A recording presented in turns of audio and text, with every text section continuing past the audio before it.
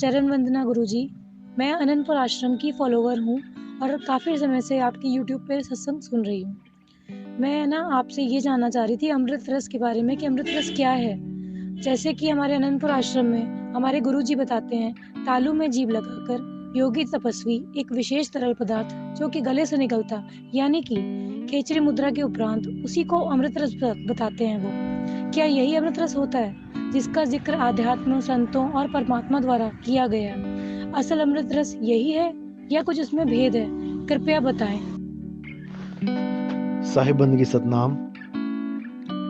अमृत रस का मतलब होता है अमृत, जो कभी मरता नहीं, जो अमर है, अजर है, अविनाशी है, अचल है, अबोल है, अडोल है, अखंड है।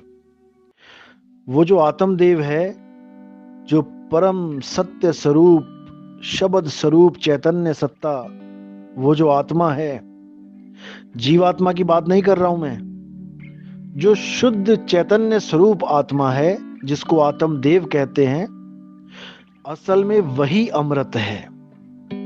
उसी को प्राप्त करने पर ये जीव सदा सदा के लिए अमर हो जाता है। वही अमृत है।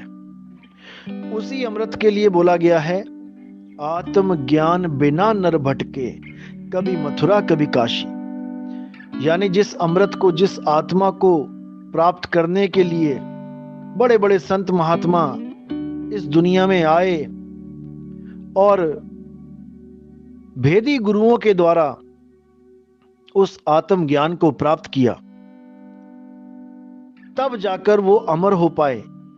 लेकिन ये आम जीव ये आत्म ज्ञान के बिना ऐसे ही भटकता फिरता है, मंदिर मस्जिद गुरुद्वारों में भटकता फिरता है। कभी सोचता है मुझे वहां से मुक्ति मिल जाएगी, कभी सोचता है मुझे कहीं से मुक्ति मिल जाएगी, कभी तीर्थों में, व्रतों में, पूजा पाठ में उलझ जाता है, कई प्रकार की पूजाओं में उलझा पड़ा रहता है, लेकिन आत्म ज्ञान को नहीं जान पाता। उस आत्म ज्ञान को नहीं जान पाता जिसका भेद अध्याय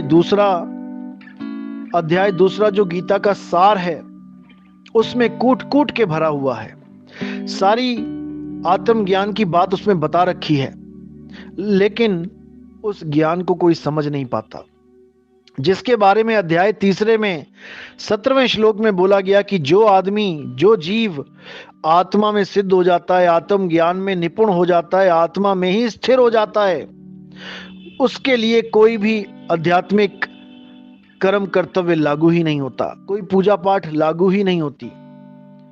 वो हमेशा के लिए अपने आत्म स्वरूप में स्थित हो जाता है और सदा सदा के लिए अजर अमर अविनाशी उस अमृत तत्व को पा जाता है।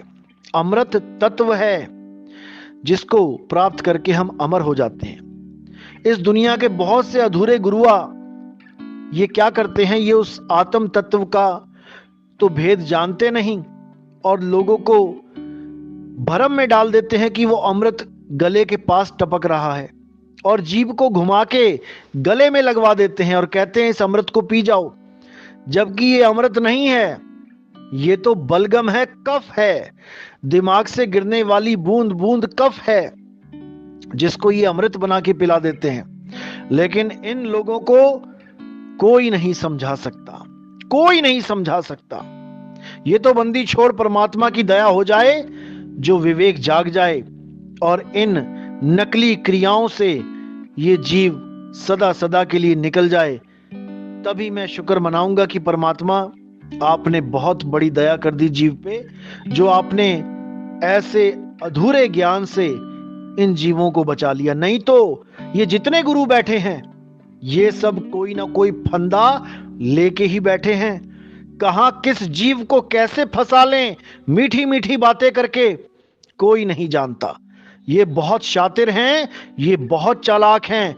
इन लोगों से, इन गुरुआ लोगों से वही बच पाएगा जो विवेकी हो जाएगा। और नितिन दास के सत्संग आपको विवेकी बनाते हैं। नितिन दास चाहता है कि आप इतने विवेकी बन जाओ कि कोई आपको भ्रमित ना कर पाए।